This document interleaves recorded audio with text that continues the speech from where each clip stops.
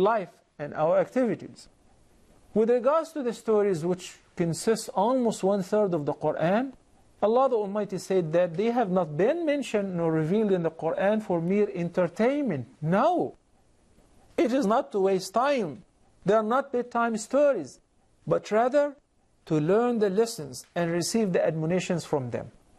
So, Allah the Almighty says in the Quran, رُسُلًا مُبَشِّرِينَ وَمُنذِرِينَ لِأَلَّا يَكُونَ لِلنَّاسِ عَلَى اللَّهِ حُجَّةٌ بَعْدَ الرُّسُلِ وَكَانَ اللَّهُ عَزِيزًا حَكِيمًا. Allah have sent the messengers as مُبَشِّرِينَ وَمُنذِرِينَ, deliverers of glad tidings and as warners to people, so that people have no excuse afterward. Some of those prophets have been supported with revelations. We agreed that definitely those revelations have been altered and changed. The scriptures before the Quran have been altered and changed. And the best proof to that is having so many other versions versus the Quran having only one version.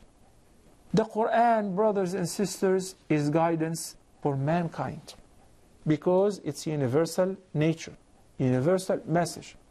But its guidance is much more specific to those who believe in it. In the second chapter of the Quran, Allah the Almighty says, ذَلِكَ الْكِتَابُ لَا رَيْبٍ. That is the book of Allah, no doubt. No doubt that it is from Allah.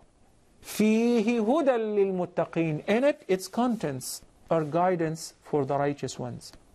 The Quran has been revealed as mercy for everybody, believers or disbelievers, because it regulates the relationship of the believers with their enemies and how to deal with them, and not to oppress even the enemies nor to disbelievers. If the Quran did not say do not force others to adopt the Quran, well, the followers of this book would have forced others to adopt it and become Muslims. But the Quran is mercy for everybody. Even the disbelievers enjoy this mercy only in this life, but afterward there will be a time for recompense. Why didn't you accept the truth in it? Allah the Almighty said in a chapter which is known as Luqman, تِلْكَ آيَاتُ الْكِتَابِ الْحَكِيمِ. These are the verses of the wise book. Guidance and mercy for the good doers. هُدًى وَرَحْمَةً لِلْمُحْسِنِينَ. Can you imagine that the Quran is a book of cure and remedy? Or should we teach it then in medical schools? No, I do not mean that.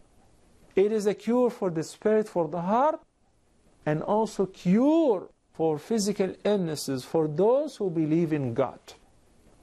In one incident, some of the companions of Prophet Muhammad were traveling and they needed some provision. So they swing by some neighborhood, and when they recognize that they're Muslims, they deprived them from any help.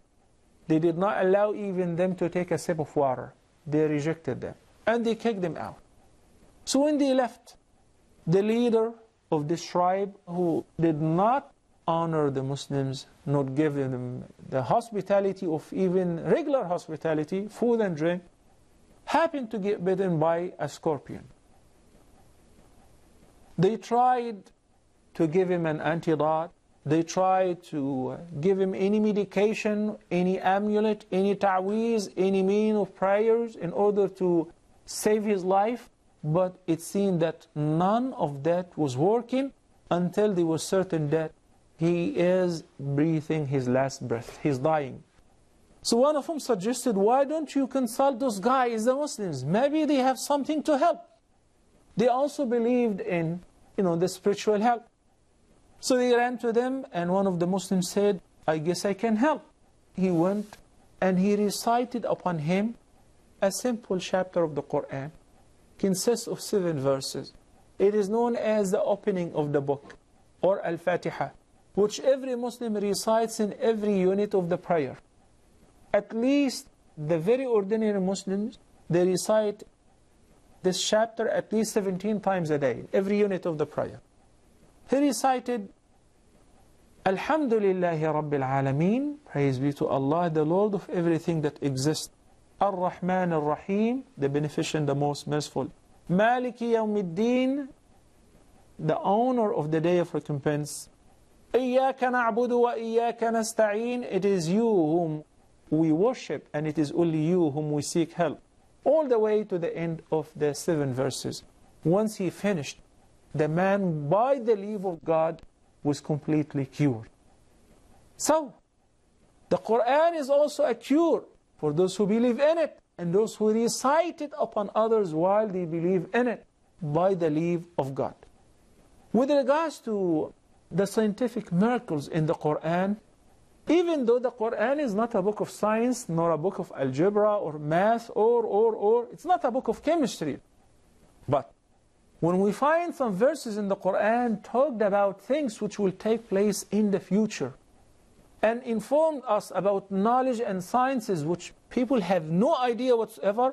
For instance, I found an amazing verse in a chapter which is known as Al-An'am, the cattle, verse number 125.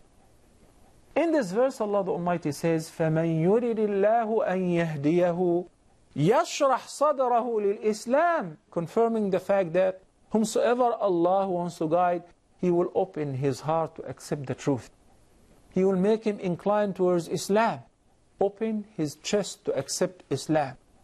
On the contrary, وَمَنْ يُرِدْ أَنْ يُضِلَّهُ يَجْعَلْ صَدْرَهُ ضَيِّقًا حَرَجًا كَأَنَّمَا يَصَّعَّدُ فِي السَّمَاءِ.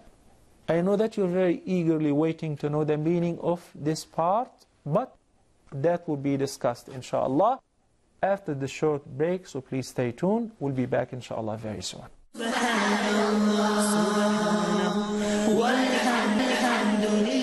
Assalamu alaikum wa rahmatullahi wa barakatuh, and welcome back. I found an amazing verse in a chapter which is known as Al-An'am, the cattle, verse number 125. In this verse, Allah the Almighty says, فَمَنْ يُرِدِ اللَّهُ أَنْ يَهْدِيَهُ يَشْرَحْ صَدْرَهُ لِلْإِسْلَامِ, confirming the fact that whomsoever Allah wants to guide, He will open his heart to accept the truth. He will make him inclined towards Islam, open his chest to accept Islam. On the contrary, وَمَنْ يُرِدْ أَنْ يُضِلَّهُ يَجْعَلْ صَدْرَهُ ضَيِّقًا حَرَجًا كَأَنَّمَا يَصَّعَّدُ فِي السَّمَاءِ. In the first part, Allah the Almighty stated that whomsoever He wants to guide, He would open his chest to accept the truth, to accept Islam. And whomsoever Allah wants to leave astray because he chose to be misguided, so Allah would abandon him, would leave him astray, similar to what? يَجْعَلْ صَدْرَهُ ضَيِّقًا حَرَجًا كَأَنَّمَا يَصَّعَّدُ فِي السَّمَاءِ. He will make his chest narrow and congested, suffocated and tied up. Similar to what? Similar to somebody who is climbing up towards heaven. What is the similarity? I want you to remember this verse was revealed more than 1400 years ago. Before people were able to find out about pressure, about oxygen, and about any chemistry or physics at all. You know, the pressure was only found out in this century by one of the scholars. His name is Partially. Otherwise, people would not know what pressure is. The verse is talking about similarity between one who rejects the truth and does not believe in the guidance of the Quran is similar to one who's going up. What is the similarity?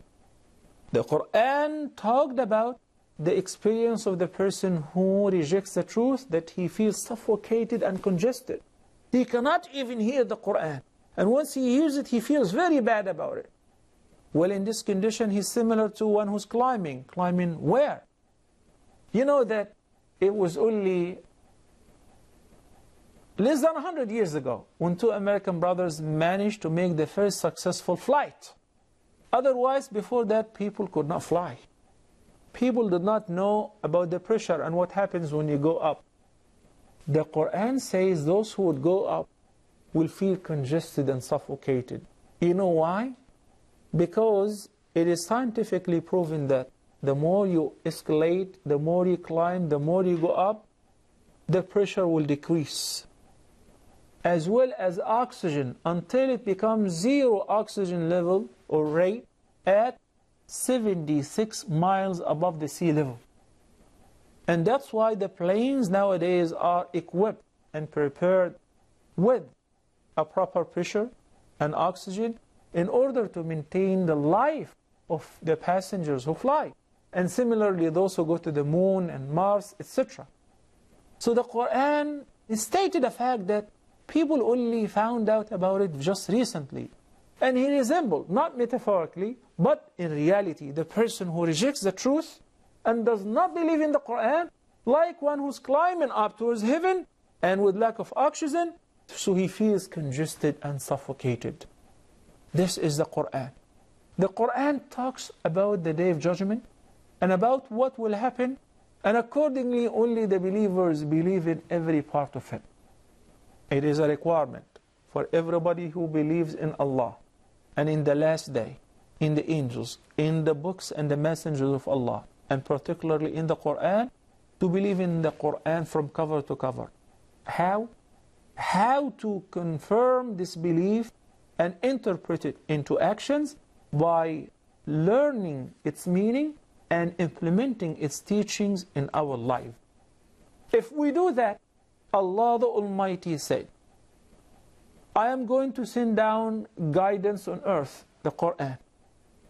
فَمَنِ اتَّبَعَ هُدَايَ فَلَا يَضِلُّ وَلَا يَشْقَى.